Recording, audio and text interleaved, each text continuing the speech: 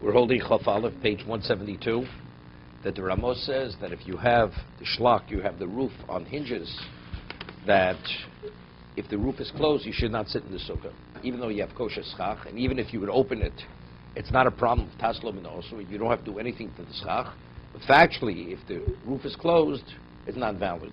Shelo yeshev, Davi kiyoshe b'sukkah shnivdas toch habayis. You're sitting in the sukkah that's within a house, within a structure. We left it.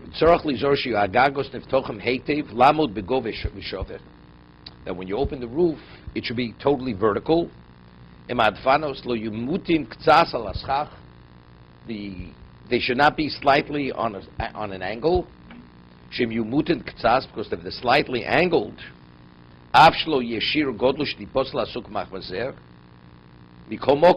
even though it won't invalidate the sukkah,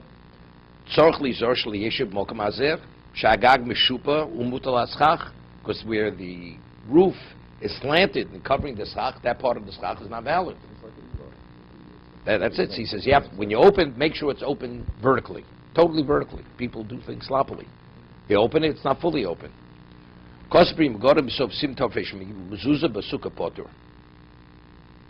One does not put a mezuzah on his sukkah. Why? Because it's considered a temporary, right? It's Gemara.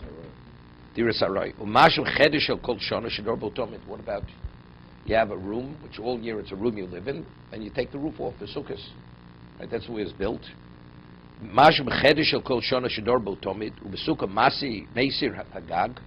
Sukkahs, you remove the roof. Here. Nevertheless, on sukkahs, you potter. One doesn't have to have the sukkah, the mezuzah. The b'shiva yom lav keva mikri, because the state of being of this room, the nature of the room has changed. It's no longer the original room. Wait 1 second. No, it's not simple. That's not going to be simple. No, not the bach, the shach. It's not. This would be according to everyone. If everybody agrees, one doesn't need a mezuzah on a sukkah. So the doorpost you have is not a doorpost that you're obligated to put a mezuzah on. So when you put the roof back on, now it's become a permanent residence. So now, when it becomes, now you're obligated again. So you have so now the doorpost has become a doorpost with a mezuzah. You should have to remove it and put it back on. We'll see.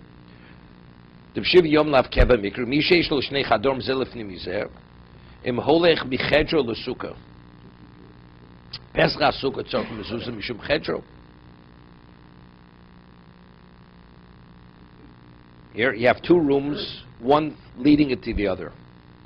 If you go from your room into the sukkah, Pesach HaSukkah tzorach mezuzah mishum chedro. The entrance into the sukkah needs a mezuzah mishum chedro. 1 second. V'mholech misukkah lechedro. If you're going from the sukkah into his room, bin yisha peschu mechadar HaSukkah. I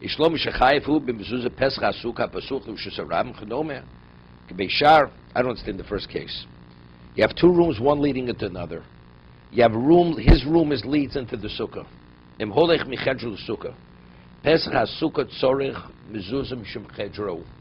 What he means, he doesn't mean leading into the sukkah. You're going from the sukkah into the room. Right? So of course, it's no worse than if the entranceway would be on the street. It's a doorway. Right? He's saying simple. He's not saying no. He's not saying no. No, even though it of course, that has 2 functions. It's the door of the sukkah, which the sukkah it doesn't require mezuzah.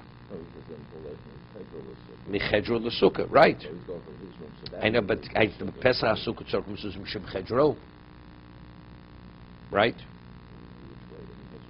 No, then you would need it going towards the room, right? So it's derech b'yoscha. Right? Mezuzah's beisecho. You always put a mezuzah going into the house, not going out of the house. So good. So going towards the sukkah, you don't need it. You need it on the door of the sukkah going towards the room. Michedro the sukkah. So he is going from the room into the sukkah. No, doesn't make sense. I think what he means. Imholech michedro the sukkah. If you could go from your room, your own room, into the sukkah. The entrance to the sukkah needs a mezuzah mishum chedro. What's mishum chedro? Not going into the sukkah, going the other way. going. 1 second. V'mholech misuka lechedro, Yeah. bin shapeschu mechadar asuka. Then says the Chovos HaLevavos. That's poshut. But he's- Yeah, but the other way. Why should the other way need a mezuzah?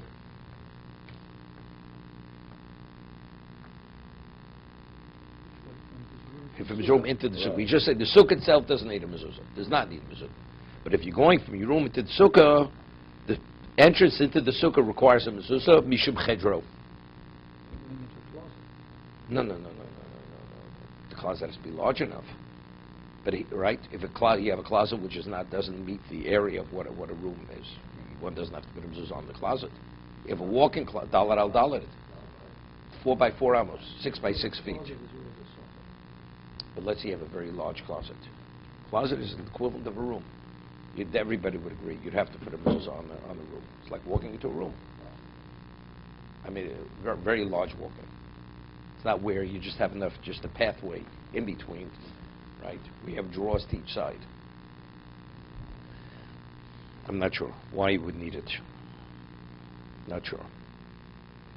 Okay, let's go next halacha. So is he saying if the room is a regular room over here, and we just have to goggle, he still should need it? No, he says it would not need. He's potter. That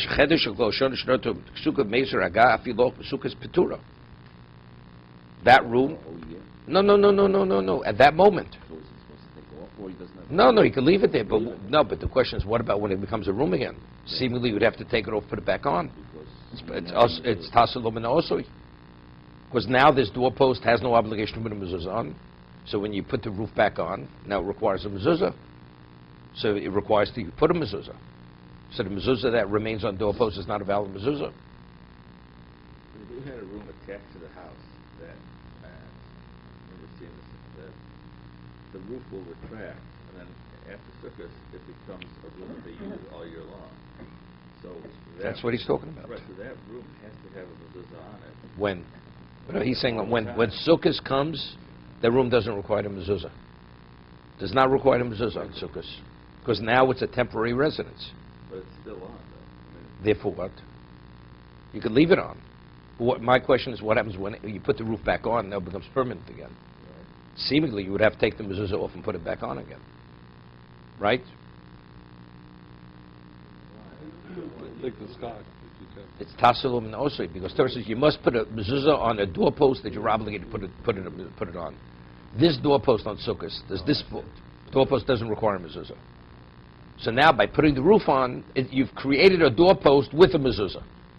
So seemingly, you'd have to remove it and put it back on. See, even with a bracha, you'd have to say another bracha when you put it back on. No, you're not leaving it on because you're of the position you have to have a mezuzah there. You just don't want to bother taking it off.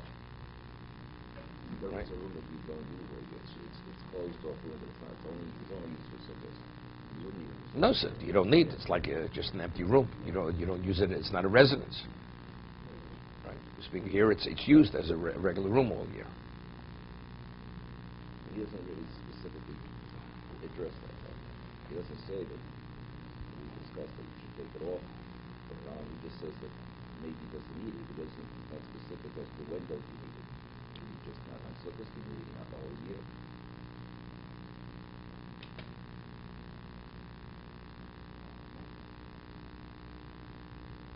Not sure.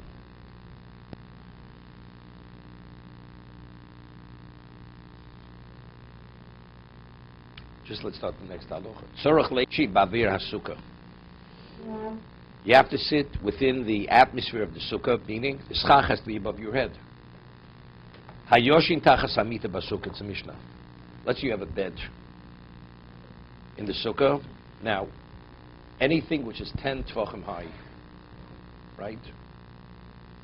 So let's say you have a bed that has a canopy on it, a canopy bed. And if you measure from floor to or from the mattress until the top of the canopy, and it's being with the 4 posts, you have 10 tvachim. So you have an area of 10 tvachim. It's a problem. You're not Yotzi Sukkah, because you're within your own structure. If it would be less than 10 tvachim, it's not a problem. But if it's 10 tvachim, it's a problem. Im hi gvoa asura tvochim lo yotzer.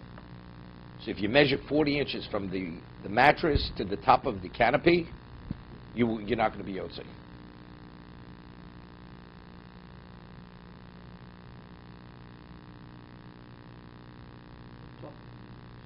You measure from the top of the mattress.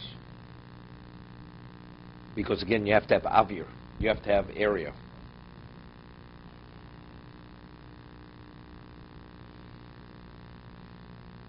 To be continued.